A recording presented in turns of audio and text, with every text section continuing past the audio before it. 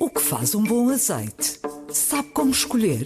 Venha descobrir e explorar este produto tão importante da nossa gastronomia na Escola do Gosto. Dia 25 de novembro no Porto, venha provar e aprender com Ana Carrilho, Edgardo Pacheco e o chefe André Cabrita. Os lugares são limitados. Inscreva-se já em público.pt.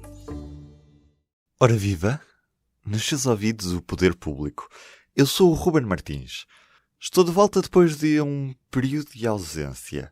Hoje temos um episódio mais curto em que falamos com o Filipe Henriques sobre o crescimento dos partidos verdes em vários países da Europa.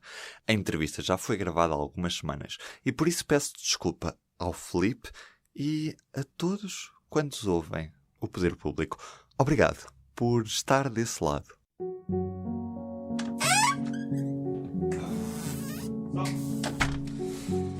Som.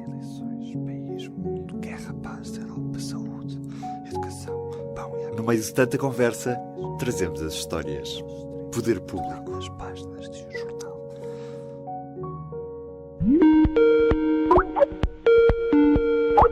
Alô, Filipe?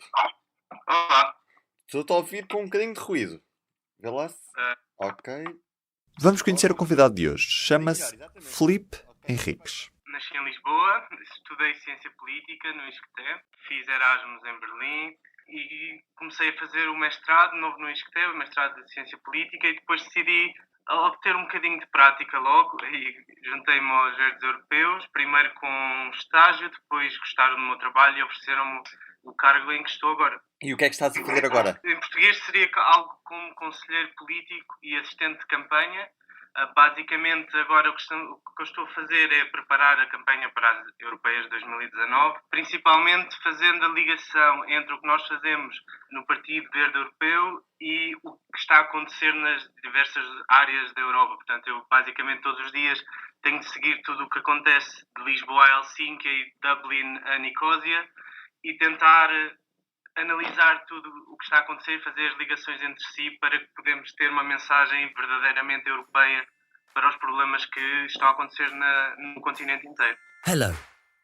We are the European Green Party and we're committed to building a Europe that delivers to its citizens. Filipe, como é que justificas o crescimento exponencial dos verdes nas sondagens a nível nacional e também nas eleições regionais da Baviera? Bem, as eleições no último fim de semana na Baviera, mas também no Luxemburgo e na Bélgica, mostraram basicamente o que está a acontecer também noutros sítios, também nos Países Baixos, na Holanda e na Finlândia. Os verdes têm crescido bastante nos últimos meses, no último ano, e que mostra basicamente, eu penso que três coisas. Uma que nós já tínhamos visto já há algum tempo é que as pessoas estão a precisar de mudança. Depois de, em alguns casos, 40, 50 anos de democracia, as pessoas ficaram um bocado fartas da política como estava a acontecer. Depois, o que os verdes têm para oferecer, e que também a extrema-direita ofereceu há cerca de 1 ano, 2 anos, é que temos valores claros. Neste caso, valores completamente opostos. Os verdes e a extrema-direita estão em lugares opostos em termos de valores, mas temos valores claros. E, em terceiro lugar, para os verdes em específico, o que acontece é que temos uma mensagem que vai muito direito àquilo que as pessoas estão a sentir, principalmente nos grandes centros urbanos, que é onde vive a maior parte da população europeia. Temos mensagens bastante claras em termos de ambiente, mobilidade urbana, de habitação, também na imigração, em que não fazemos esta divisão entre nós e os outros e que as pessoas realmente estão a sentir que vai de facto àquilo que são as suas preocupações. Nos últimos tempos temos sido confrontados com o crescimento de mensagens anti-imigração. O crescimento dos verdes nas sondagens mostra que há espaço para quem defende uma Europa aberta? Exato, mas eu acho que essa mudança é mais mediática do que real, porque o que aconteceu durante os últimos tempos é que havia esta minoria muito, muito barulhenta anti-imigração, enquanto a população na maior parte da Europa não é anti-imigração. Por exemplo, em Portugal nós conhecemos a realidade da imigração no sentido contrário dos portugueses irem para o estrangeiro. E não existe este sentimento generalizado de anti-imigração. E o que os verdes fizeram foi quebrar esta lógica que havia dos partidos mais estabelecidos, em que a maneira de lutar contra o medo que a extrema-direita estava a provocar era basicamente copiar a mensagem deles e descer um tom ou dois. O O que os verdes mostraram é que, de facto, se pode fazer política com estes valores a favor de todas as pessoas. E, por exemplo, no Luxemburgo, onde os verdes entraram no governo há 5 anos atrás, que lançaram... O Luxemburgo é um caso muito particular, porque mais de metade da população não tem direito a voto em eleições nacionais, porque não têm a nacionalidade luxemburguesa. Muitos portugueses também, a maior comunidade estrangeira no Luxemburgo, e os verdes chegaram ao governo a lançar um referendo para dar direito de voto a estas pessoas. Não tivemos sucesso nisso, mas, por exemplo, agora nas eleições do Luxemburgo, o deputado verde com mais votos preferenciais foi Félix Brás, que é um luso-descendente, e, portanto, os verdes por toda a Europa não tiveram medo de lançar estas mensagens pró-imigração, de uma sociedade inclusiva, e, de facto, agora estamos a conseguir mudar esta mensagem mediática que estava já a formar-se. Vamos a números, e aqui olhamos para a Alemanha. A sondagem realizada entre 12 e 14 de novembro mostra a CDU de Merkel a ganhar as eleições com 26% dos votos, mas logo atrás estão os verdes com 23%. São 3 os pontos percentuais de diferença. Nas últimas legislativas alemãs, os verdes ficaram a 24 pontos percentuais da CDU de Merkel. Filipe, quais é que são as perspectivas para as próximas eleições europeias, já em maio do próximo ano?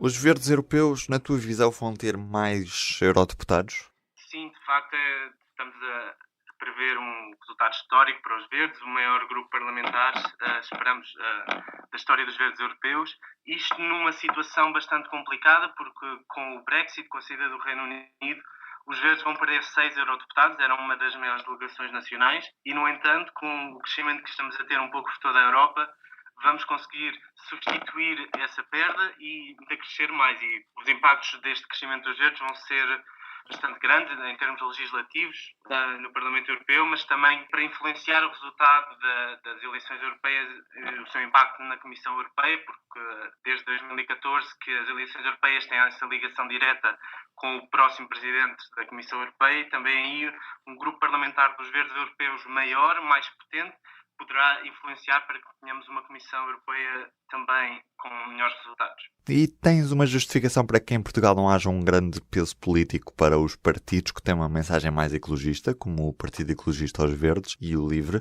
apesar de existirem muitos movimentos sociais ligados ao que os verdes defendem a nível europeu? É um facto, mas é uma coisa que não é só portuguesa. Portugal tem as suas particularidades, é um país onde as pessoas tendem a votar naquilo que já conhecem, há muita dificuldade em apresentar pessoas novas à política, e vemos isso no Parlamento português, onde apenas o deputado único do PAN pertence a um partido que não estava presente no Parlamento Europeu desde o início da democracia, mas é uma coisa que também acontece em Espanha e na Grécia, em que as origens dos partidos verdes na Europa têm basicamente 3 origens.